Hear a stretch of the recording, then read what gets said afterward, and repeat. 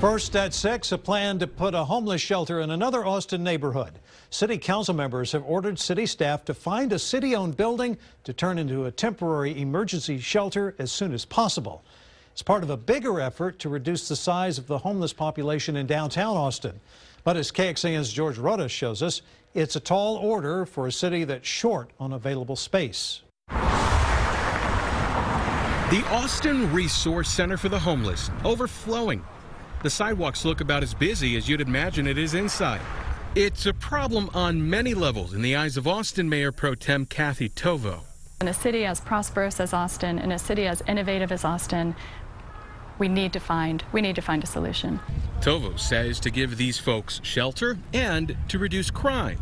Her fear, drug dealers keep making their way downtown to prey on the homeless. She wants those drug peddlers out and thinks repurposing a city-owned building into an overflow emergency shelter away from downtown for about 6 months can be a good fix.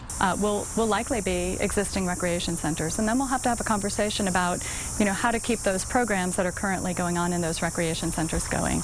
The City Council has given staff 2 weeks to come up with a list of buildings that fit the criteria. Something safe near transit and social services. I think everybody would agree that, one space in Austin that could be repurposed, higher and better use would be council chambers. We'd be safer.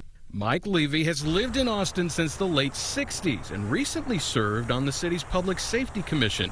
His suggestion is tongue-in-cheek, but he feels the search is a waste of time and fixes nothing. Anything that is like that has either been torn down or is already being used for something else. Even Tovo knows this will be tough, but important. In the same way that we would do were there to be a natural disaster or some other kind of crisis. George Rodas, KXAN News. This search for an emergency shelter is separate from another city resolution passed last October. That one tasked city staff to search for properties that can serve as a permanent shelter and housing for Austin's homeless. That search continues.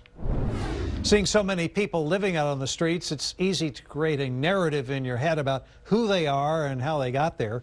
But Front Steps, that's an organization that runs the Arch, says many of the most common ideas about the homeless are myths.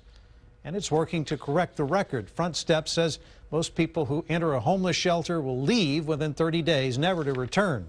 About 45% of homeless people have had a job within the past 30 days, and most are not mentally ill.